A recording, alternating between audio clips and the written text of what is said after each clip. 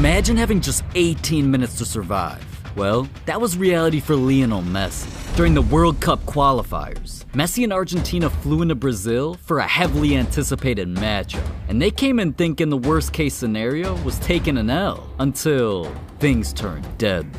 After suffering a 3-0 loss, the entire Argentina squad was so embarrassed, they wanted to get out the country as fast as possible. So instead of waiting for one of Messi's private jets, they all hopped on the Bolivian Lamia for a last-minute flight. And takeoff was smooth. The boys were in the air, and this was something they'd been through 100 times. But this time, they should have checked who was flying the plane. 4 hours into the flight to Buenos Aires, out of nowhere, the plane sparked an error.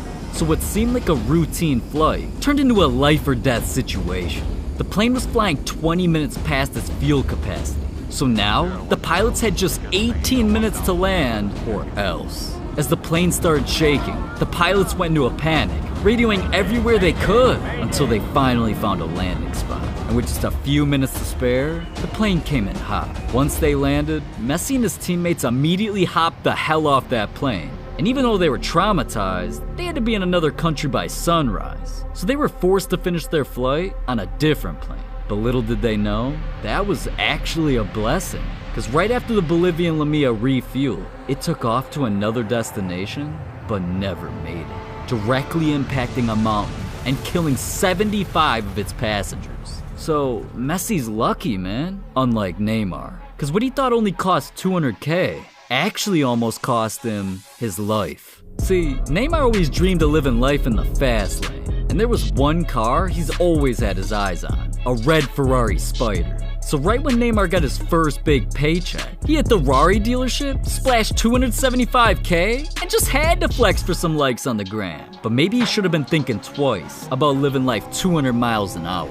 A few weeks later, it was game day, and Neymar woke up being spammed by his teammates. The club wanted to get in some extra reps at the practice facility, but since Neymar was being rushed, he forgot to check the weather. So he hopped in his Rari and was gone in 60 seconds. At the time, Neymar had a lot on his mind. 0 goals in 6 games, a court case where he was facing 2 years in jail, but none of that mattered when Neymar realized he forgot to buy new tires and the rain hit.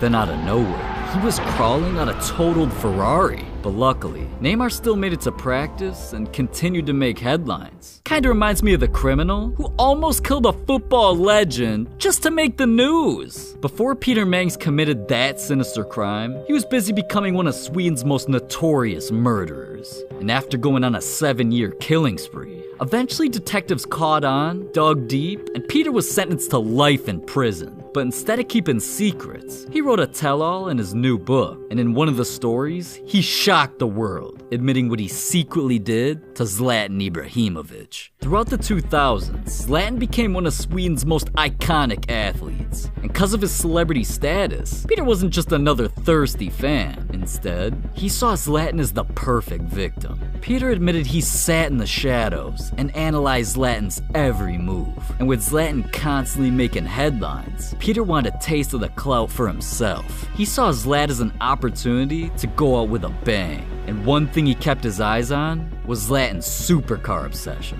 One day, Peter watched him pull up in his $1 million whip and parked in the middle of the street. So when he saw that, it was the final straw. Peter rushed home to grab a weapon. Because he wasn't trying to ruin Zlatan's car, he was trying to end his life. But when Peter pulled back up, Zlatan was gone, and the rest was history.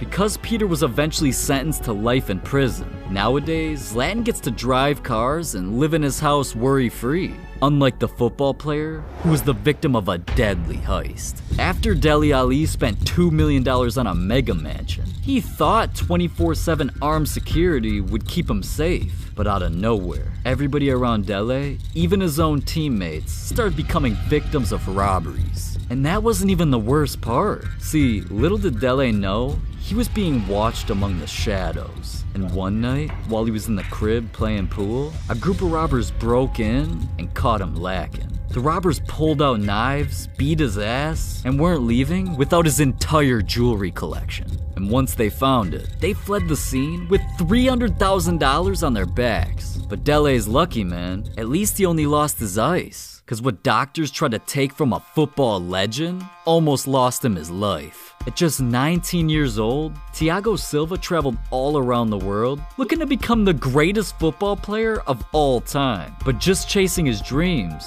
almost got him killed. After a trip to Thailand, out of nowhere, he started feeling sick. A cough, a little sweat, it probably wasn't anything too serious, so Thiago let it be. But just a few days later, his symptoms got even worse. Struggling to run, walk, or even breathe, he was immediately rushed to the hospital, where doctors ran test after test, and that's when they found out Thiago's lungs were completely filled with deadly bacteria. So the doctors told him if he didn't get medical treatment immediately, he had just 2 weeks to live, and the only way to save him was removing part of his lung. Now, obviously in a situation like that, it seems like a no-brainer, but the tragic part about this was, if he went through surgery, he'd never play football again. So Thiago was faced with the toughest decision he could imagine, but eventually he gave in, and the doctors went to work.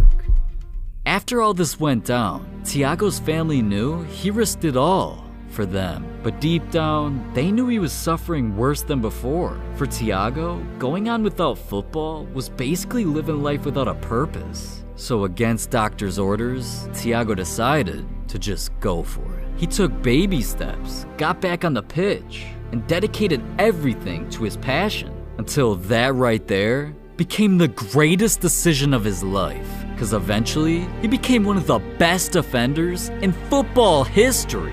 But when you have a come up like that, not everybody can be a fan. Some are killers. And Cristiano Ronaldo learned this the hard way. As we all know, Ronaldo's got a bit of a car fetish. But considering that's already caused him to come face to face with death, you'd think Ronaldo would have learned his lesson. Until one night, things took a lethal turn. After a match, Ronaldo wanted to show off for his girl, so he took her for a spin in his brand new Audi R8. And we all know Ronaldo, man. He didn't just buy this car for its looks, but all of a sudden, all he saw was red and blue, so he pulled over. As the cop came up to the window, you'd think Ronaldo would cooperate, right? But when the officer wanted his papers, Ronaldo asked, "Don't you know who I am?" So cause he refused to hand over any ID, things escalated quickly. And being one of the most famous people on the planet, as soon as there was commotion, fans everywhere flooded the scene.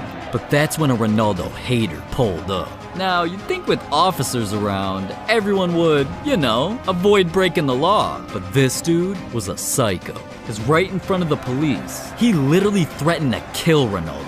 And when the officers heard, they had to let Ronaldo off the hook. Because instead, they arrested the deranged hater. But see, Ronaldo ain't the only one who was almost killed because of a misunderstanding. Imagine playing in the biggest game of your career and nearly being assassinated. Well, it all went down during the '98 World Cup. David Beckham was becoming the face of football, and after being graced with the cover of FIFA 98, there was only one thing left to do. See, his England club hadn't pulled off a World Cup victory in over 30 years. So if Beckham helped him do it, he'd forever be the country's hero. And we all know how England loves their football, man. So this game wasn't just a win or go home, it was a do or die. But if only Beckham knew what he just got himself into. Either way, he came in heated. Throughout the first half alone, both teams scored 2 goals each. And not only was it a tie game, it damn near had fights breaking out. So everything was living up to the hype. Until, with an entire country depending on him, Beckham lost his cool, got a red card, and was sent off. That one mistake literally cost his country the World Cup. So the very next day, Beckham went from one of football's most loved players to an entire country literally wanting him dead. And not only did Beckham turn into public enemy number 1, his entire family became a target. For years, Beckham was afraid to even step outside because he feared that at any moment, he'd almost die. Kinda reminds me of the one player who was millimeters away from losing his life on the pitch, or the time another player's entire family was held hostage. And I know you want to hear more about that. So, just click this video right here.